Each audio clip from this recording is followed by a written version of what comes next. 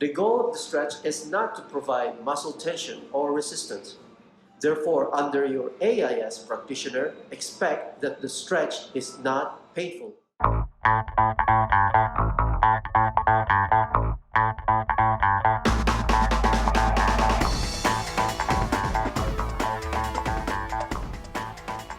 What are you expecting when you book a session with a stretch therapist? Mainly an active isolated stretch practitioner, or AIS. Throughout our topic today, I will use the acronym AIS, which means Active Isolated Stretch. This will just make our discussion shorter to explain. When you book a session with an active isolated stretch practitioner like me for the first time, expect that you are going to be awake the whole session. AIS session is not a spa experience session. I repeat, AIS session is not a spa experience session, which is commonly experienced with passive stretching or the thigh stretch and massage. An AIS session is partly interactive, like having a personal training session. But majority of the session will be on a comfortable massage table with you lying down. A fusion approach, that is how I describe it. Definitely you are welcome if you want to zone out at your own terms and just enjoy being stretched. But don't expect that the benefit that you will get will be the same when you are fully awake. So why being awake is better and productive? Keep listening and keep watching to know why being awake will also be worth the money. And just to let you know, AIS session is more expensive than any other typical bodywork. In fact, it is actually a luxury stretch bodywork that is backed solid with science. I understand that any bodyworks can induce relaxation, especially if you are too tired and on your back on a comfy bed. You can just tell the stretcher that you are too sleepy and might doze off during the session. That will be appreciated, of course. But just don't do this on your first session. Sleeping during the session is less effective, unfortunately. Stretching while you are completely disconnected is not recommended, but it is just counterproductive for the benefit that you can get from an AIS session. The objective of AIS is to efficiently reconnect your physical body to your nervous system and kickstart a better movement pattern. It is actually the opposite of massage session's goal. AIS use basic and common tools that you will be familiar with, like a seat belt that usually used to stabilize the hip bone against the table or sometimes used in other parts of your body.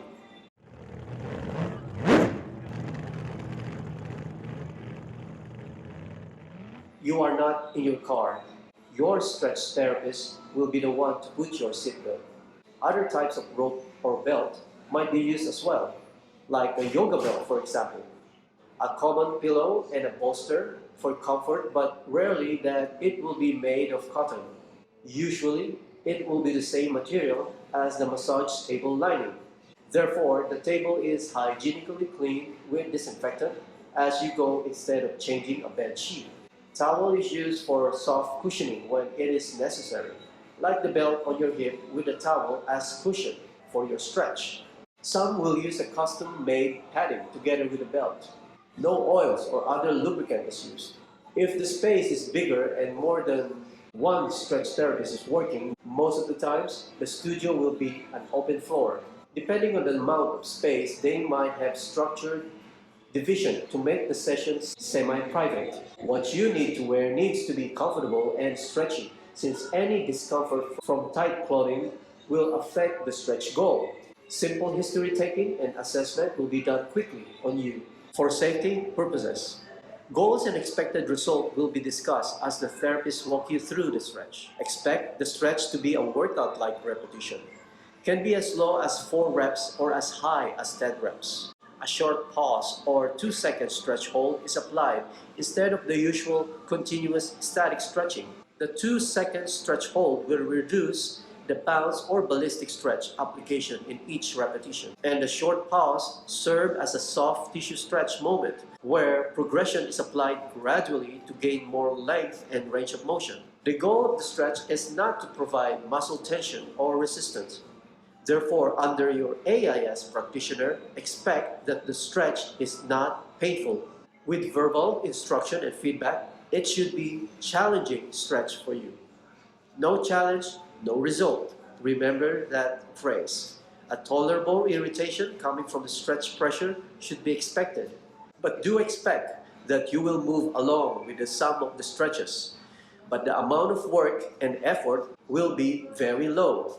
Your stretch therapist will do more work for you. The most important is to initiate the movement with the therapist asks you to move. It should be sub-maximal, controlled, and gentle movement on your side. Learn to breathe normally throughout the stretch session. The only breathing rule is to exhale with the stretch.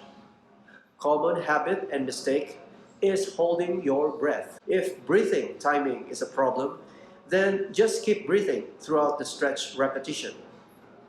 Besides breathing, engaging your core will be better, especially when you feel that your lower back curve is moving even though the seat belt is on your hip. You will feel the stretch a little bit different and more intense when you engage your core during a stretch.